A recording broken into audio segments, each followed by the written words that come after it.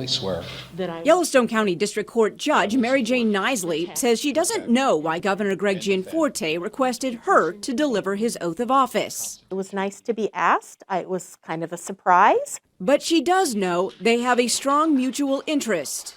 What I know for certain is that the governor believes in recovery and alternatives to incarceration. Since 2010, you have built a successful treatment court that helps people suffering with drug and alcohol addictions rebuild their lives and become productive members of our communities. A personal passion for Judge Nisley, who presides over 2 of the current 5 treatment courts in Yellowstone County. The courts focus on sobriety, recovery, and future stability as an alternative to jail or even prison.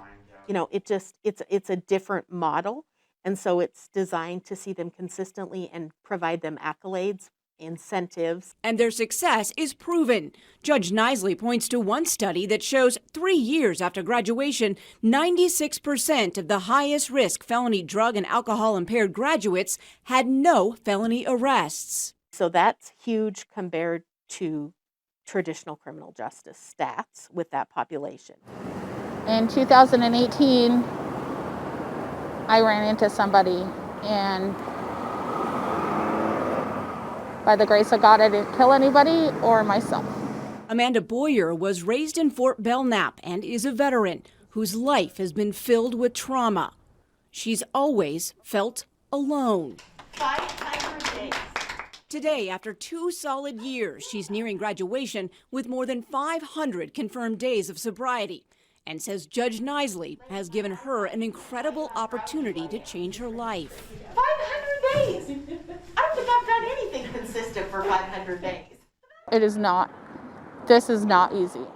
Constant drug tests, multiple groups and treatments, getting and holding down a job as a felon. These participants are held accountable as they find rides and fork out funds to help pay for the process. And not everyone can handle it. This is rigorous. It's very rigorous. It's like boot camp on the ground. I really had to attack that shame and really set boundaries. There are currently more than 40 treatment courts across the state, but they're doing work well beyond their county borders. We don't have the judicial resources and the judges to have a drug court in every single county. Even pre-COVID, the courts reached out with telehealth, connecting like participants with like services and the right treatments. The pandemic has just pushed the program even further. Hi guys. I know that we also are participating in a big teleservice project with the Center for Court Innovation to connect treatment courts and treatment court participants from more rural Montana areas where they haven't been able to have a full continuum of treatment. The opposite of addiction is connection. Both Boyer and Judge Nisley agree that it's the strong local, state, and federal drug court resources and connections that make this work. Yes, you can do it, guys. And the cost benefit of that connection can be measured. I've watched this money now for 20 years and kept track of this money. The cost of a participant going through drug court is approximately $5,000. When you look at the cost of incarceration and you recognize that nearly everyone gets out of incarceration at some point and they have not had significant treatment while being incarcerated, the cost savings is astronomical. When you invest in people, I think you invest in community.